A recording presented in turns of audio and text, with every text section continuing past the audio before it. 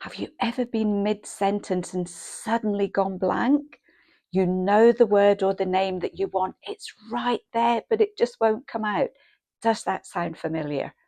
This is such a common symptom during the perimenopause and menopause, and today I'm going to talk about why it happens, what makes it worse, and what you can do to help yourself. So why does this happen? Most of it is down to changing hormone levels. We know that estrogen is so important for helping the processes in the brain that deal with learning, remembering, and retrieving information. So if your estrogen starts to dip, then that recall process and the remembering process can get interrupted a lot of the time. So what sort of symptoms can you get with this? Well, it's all about recalling words and names. It's on the tip of your tongue. You're talking to somebody, you met them maybe just recently, and then you can't remember their name. You might find you're in the middle of a sentence. You might be giving out information. You might be talking about something that's going on, and all of a sudden your brain just goes totally blank. All of this is part of the sort of umbrella term of menopause brain fog. But there can be other things that can exacerbate this. So the main one is things like sleep. We know that that's a big part and problem in the perimenopause and menopause anyway. So if you're already fatigued, if you're not sleeping well, you're not processing information while you're sleeping too. And again, that can be part of the issue there. It could be stress or anxiety. You can just be in a situation, maybe you're a little bit nervous, and that stress, that anxiety will block the way that you process things in the brain as well. It can be dehydration. This is a really big one. Your brain, a huge percentage of your brain is made with water. They know from studies that they've done that dehydration really does physically shrink the brain. So that can have a huge impact on general brain function too. It can also be low blood sugar. If you're really low, if you've got very little energy, then your brain's not going to be in tip-top mode as well. It's a frustrating symptom. It's a really worrying symptom. It's not a small thing. It's absolutely huge and can have a big impact on your confidence, especially at work if you need to retrieve information really, really quickly. It can have an impact on your social life, especially if you're forgetting names on a regular basis. And it can get you to the point where you're thinking, have I got dementia? Have I got Alzheimer's? And that's all extra pressure and extra stress on yourself too.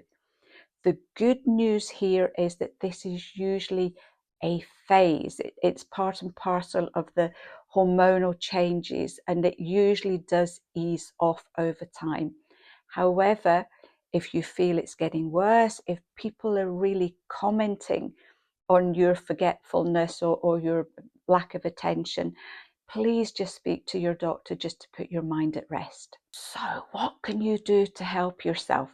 Better sleep. We all know that it's a difficult one in the perimenopause and menopause because the hormonal changes can really interfere with the way you fall asleep. But using the sleep hygiene, so a calm routine, take herbs like valerian before going to bed, try and have a similar routine so your body's getting used to falling asleep at the same time every night.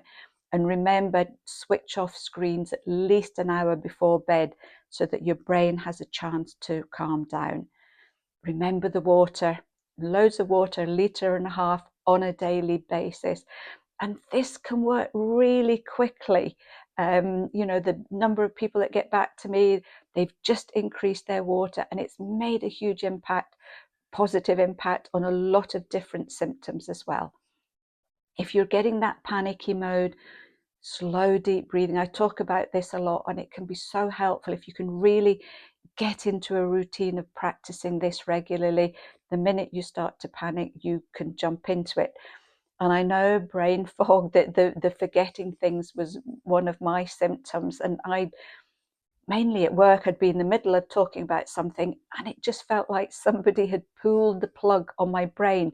There was nothing in there at all. And I really found it very disconcerting.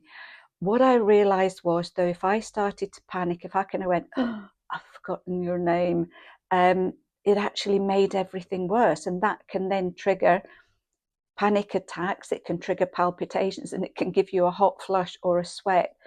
And I learned early on, if I just laughed about it and I would just go, I'm having a black hole moment, service will be resumed in a minute or two.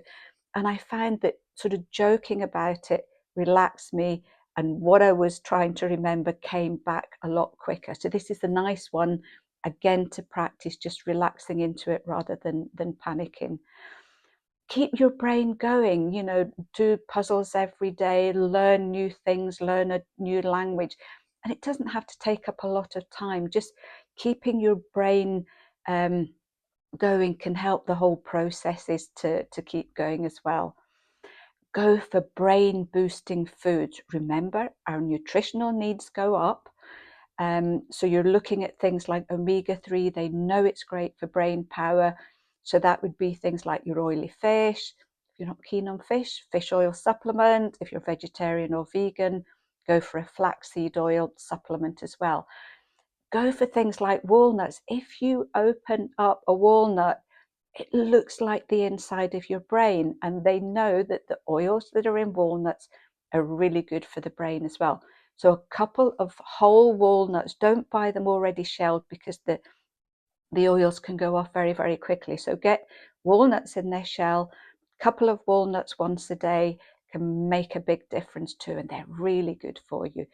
Go for your leafy greens and your fruits and vegetables as well, just to help with that. Helpful herbs, there is a herb called ginkgo biloba, which is known as the memory tree. And there's been a huge amount of study on that, looking at memory and cognitive function. You can look at things like passion flower and magnesium, which can help with focus.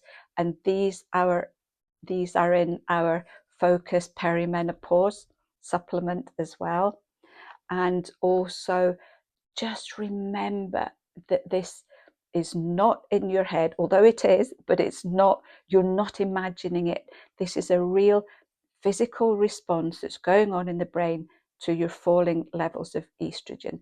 Remember too, it's nearly always a phase that you work your way out of. And I know for me, probably lasted about a year and a half, couple of years, and then things just slowly got better, thank goodness.